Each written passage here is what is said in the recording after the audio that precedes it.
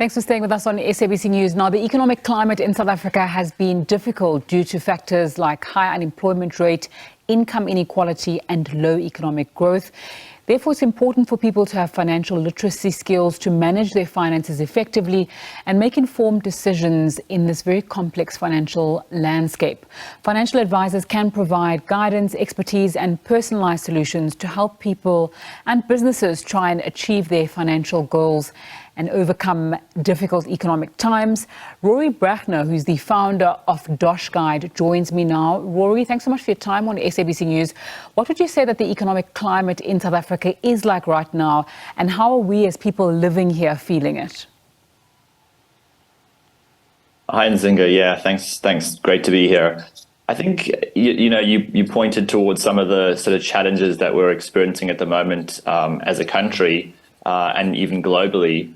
There's pressures from both sides on consumers, one from an inflationary perspective, which has a real impact on what people can afford each month. If inflation's increasing, it's literally more expensive every month and every year to buy necessities like food and transport and everything else.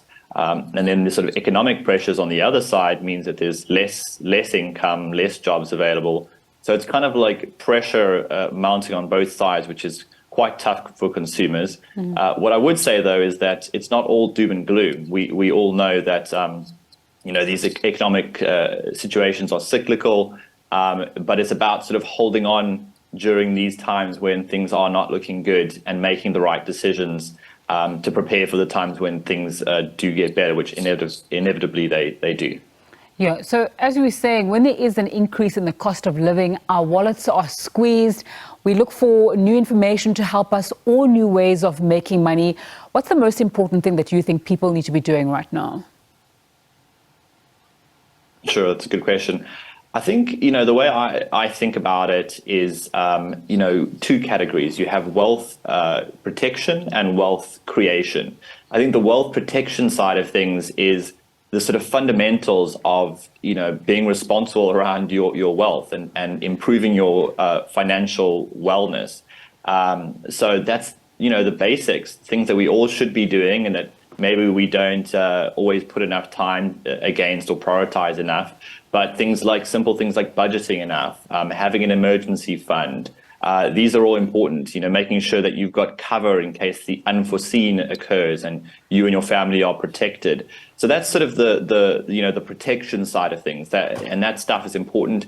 And if, that's the kind of stuff that you're not prioritizing, or it's the kind of stuff you're not getting to, then enlist an expert to help provide a bit of accountability to get that support, to make sure you do those basics, because they're super important. And then the second category I'd say is sort of wealth creation, which is more, getting to a point where you're not just relying on your salary month to month, and that's the only income you have. So in other words, any additional income that you can spare, that you can put into investments, whether that's property or a retirement fund or just shares on the JSE, you can then sort of, in theory, start generating passive income around that. And that's really important. So the wealth creation side of things is super important.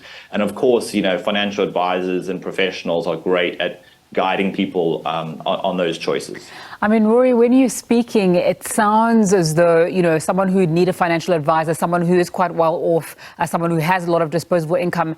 And I think that most of the people, especially when we're speaking to people here on SABC News about finances, don't have that extra breathing room, don't have that extra whatever amount of rands to do stuff with. So is financial advice or financial advisors only for people who are very well off? And what happens if you don't have that extra money, but you still do want to be more aware of what's going on with your finances and try and make a plan to shore yourself against this difficulty that we're experiencing as a country and as a people? Yeah, I think, there is a perception out there that financial advisors are only for wealthy people. And I think what that comes down to is the model that's been pretty predominant till now around professional financial advisors, which is called an AUM, which stands for Assets Under Management model. And this is where basically the way that you get a financial advisor to advise you on anything is you need to have a certain minimum amount of assets that you can hand over to them, and then they manage that on your behalf. behalf. So you have to, and often those minimum amount of assets are quite high and just not reachable for the average person or even the average working professional.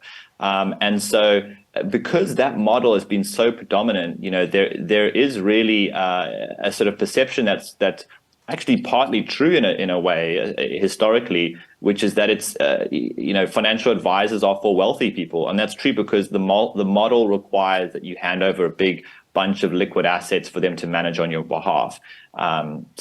It doesn't sort of lend itself towards typical sort of working professional, but that is now shifting actually, and there are new models out there that do cater for working professionals rather than just wealthy people. And I would encourage people to find these new types of financial advisors. They're called flat fee financial advisors.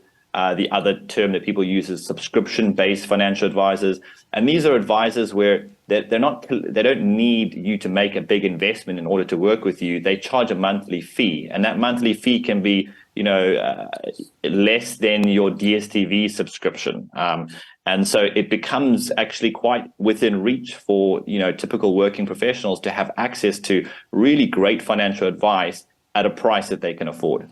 Mm-hmm. Rory Brachner, who runs DoshGuide, it's a place where you can find financial advisors who don't charge, if I'm understanding properly, who don't charge according to what you use. Thanks so much for your time on SABC News, just talking to us about the economic climate. It's what most people are thinking about here in South Africa as inflation is rocketing up and salaries not quite keeping up.